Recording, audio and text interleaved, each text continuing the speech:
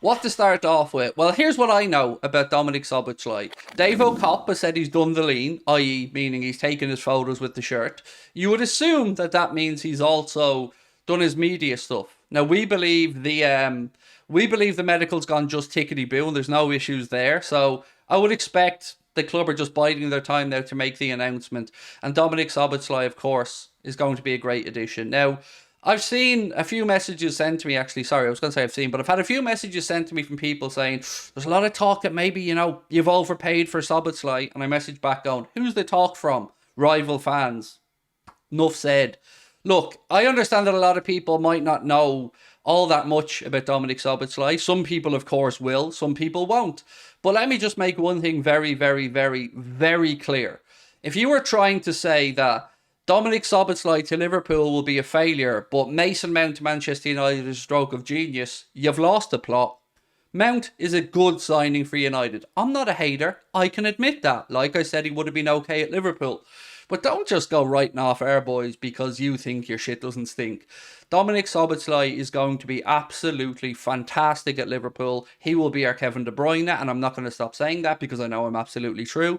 And also, we've got Alexis McAllister, who's going to be our Luka Modric. So, I don't get it. Calling him the Hungarian James Ward-Prowse. You'll see how much of a Hungarian James Ward-Prowse he is when he's tearing the league up this season. So I wouldn't stress about it. I love it. I love reading this type of crap from opposition fans because we know what we're getting. Those of us who'd followed Dominik Szoboszlai's career for the past 3 or 4 years know the calibre of footballer we're getting at the club. So I'm over the moon.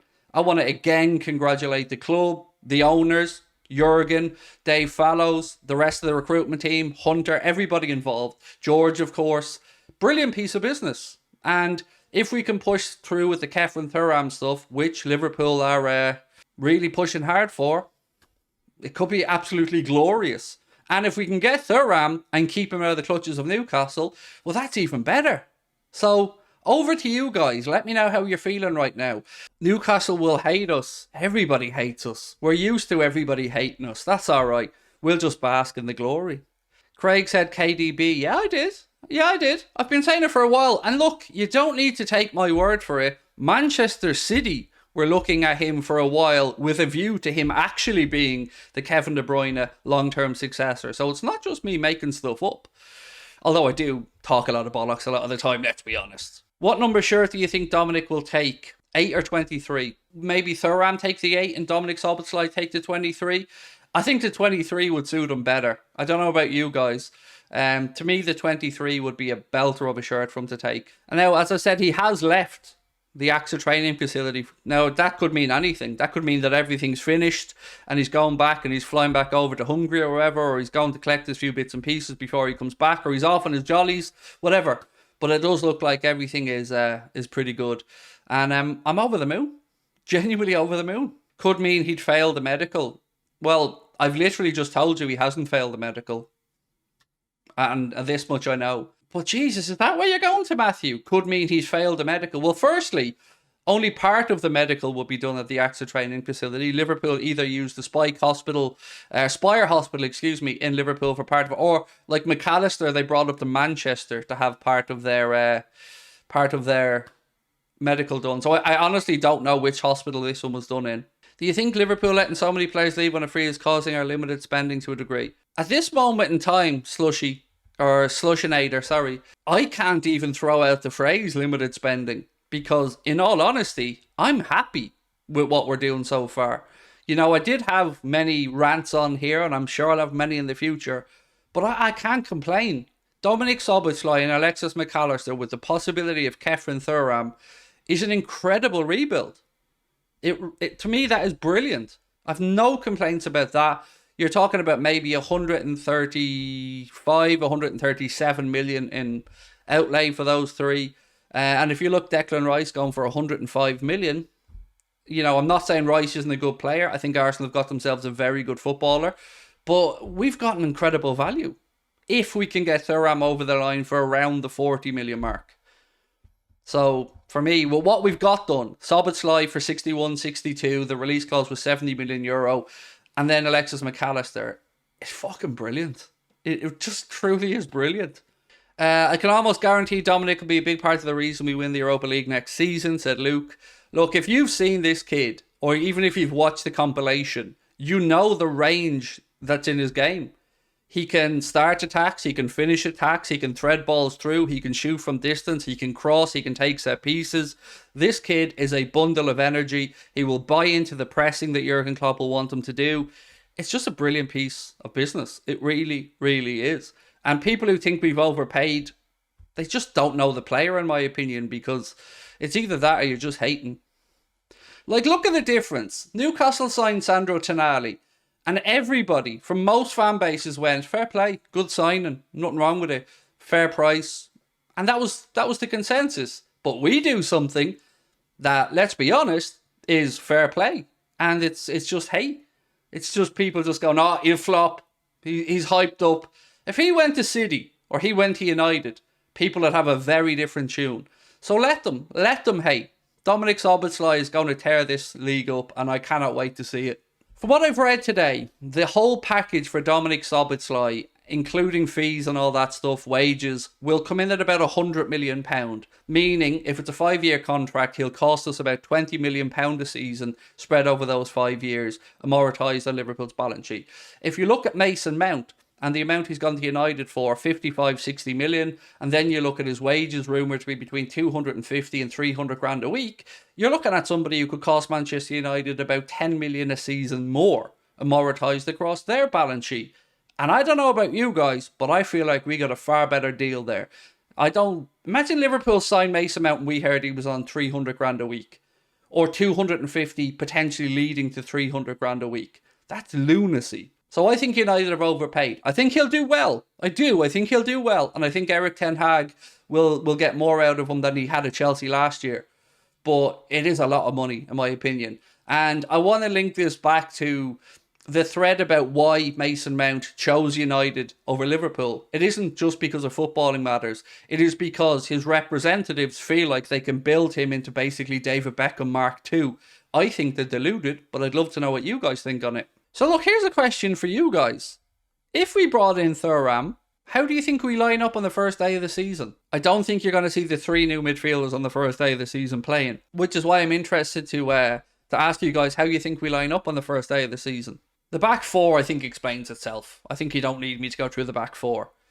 In midfield, if we're going 2-2-3, I think Fabinho and Trent will become part of the first 2 from right back. Then I think we'll see McAllister and Szoboszlai. Yeah, McAllister and Szoboszlai, I think they have a great chance of starting. Salah on the right. I would go Gakpo through the middle, and it's up to Lucho or Darwin on the left then. Does anybody feel like a lot of us are sleeping on Jota? Because when you talk about our attack, very rarely does Jota get a mention. Mr. Apple Crumble's gone 3-3, Ali, Robbo, VVD, Ibu, Trent, Fabinho, McAllister, Dominic, Darwin, Diaz and Mo. I mean, I'll tell you what, it's not a shabby lineup, is it? Izzy said Jota is always slept on. I'm not guessing against Craig on the lineup. It's spooky how right he gets it. I had a good run last season, actually, on guessing 11s, to be fair. He's so ruthless with his shooting. So I'm sure you've all been like me and you've watched never-ending clips, loops of Szoboszlai. I mean, Sky had a really good collection of all of his goals and assists in the Bundesliga. And one thing I noticed a lot, actually, was he slipped through a fair amount of goals for Christopher Nkunku, as well as scoring some worldies himself. Question, though, who's on free kicks? Who's going to be on free kicks? Because we've got 2 fine artistes of a dead ball in Trent Alexander-Arnold and Dominik Szoboszlai. Who's going to hit them? Because they can both... You know, maybe you think Szoboszlai maybe a bit further from distance. Trent maybe in and around the 18-yard box. Because if you look at some of Szoboszlai's, he seems to have had a lot of success from like 25, 30 yards.